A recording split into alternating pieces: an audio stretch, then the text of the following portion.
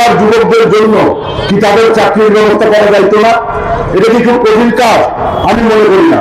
কারণ এই 30,000 শিক্ষিত বেকার যুবককে যদি আইটি হাব সেন্টার তৈরিতে প্রযুক্তিগত বিদ্যায় তাদেরকে শর্ট ট্রেনিংয়ের মাধ্যমে তাদেরকে শিক্ষিত করে তাদেরকে যদি আমরা বিভিন্ন জায়গায় কাজের ব্যবস্থা করতে পারতাম, বাকি যারা আছে, আমরা যদি রংপুরে কোনো কলকারখানা আছে, কোনো কলকারখানা নাই, আমরা রংপুরে কলকারখানা তৈরি করে আমাদের এখানে কর্মসংস্থানের ব্যবস্থা করা যেতে, কথা ঠিক কিনা?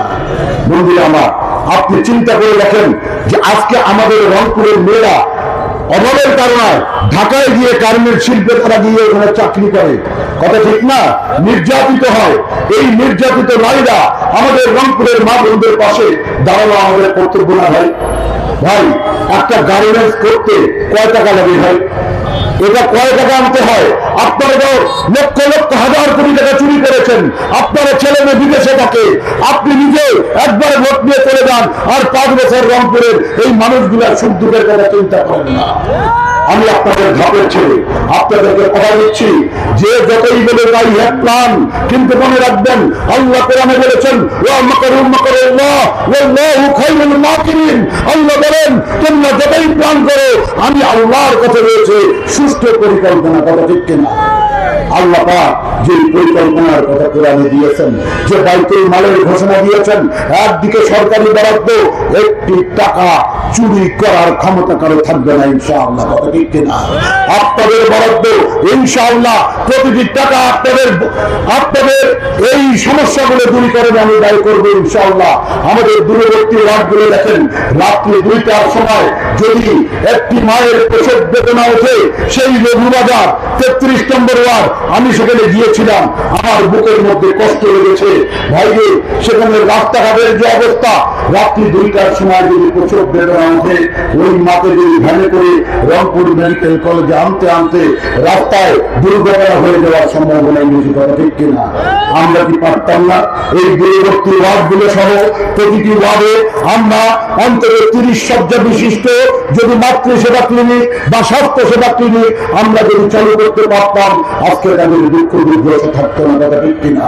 একটাই মাত্র মেডিকেল, রংপুর মেডিকেল, সেখানে সিন্ডিকেট আর সেখানে দালালদের উৎপাতে এই রংপুর মেডিকেল কলেজে ঢোকাই কষ্ট হয়ে গেছে, কথা ঠিক কিনা? আর ওষুধপত্র যা আসে সবই চুরি হয়ে যায়, কথা ঠিক না? কাজেই ভাইরে, মেডিকেল কলেজ আমাদের ধাপে। আমি বড় গলায় বলছি, আপনাদের সাথেই বড় হয়েছি, আপনাদের পাশেই থাকবো, আল্লাহর উপরে ভরসা করে বলছি, যদি আপনারা আমাকে নির্বাচিত করেন এই রংপুরের ইনশাআল্লাহ স্বাস্থ্য খাত, ইনশাআল্লাহ এই স্বাস্থ্য খাতে ইনশাআল্লাহ কোনো সমস্যা থাকবে না।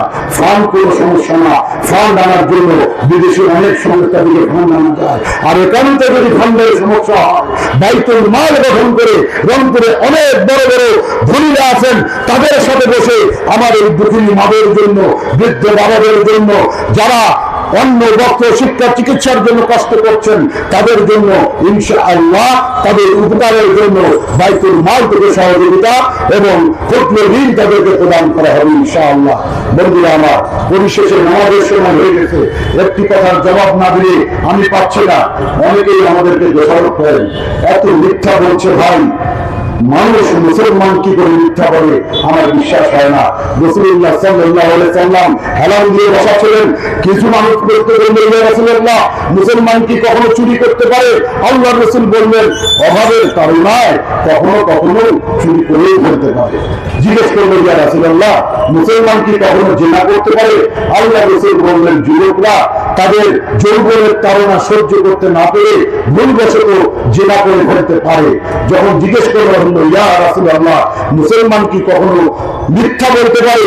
আল্লাহর রাসূল হেলান দেওয়া থেকে সোজা হলেন, চেহারা মোবারক রক্তিম বাংলা ধারণ করলেন, ক্রোধের সাথে বললেন কখনো না, কখনো না, কখনো না মুসলমান মৃত্যুবরণ করবেন, একজন ইমানদার মুসলমান কখনো মিথ্যা বলবে না। বলেন কথা ঠিক কিনা?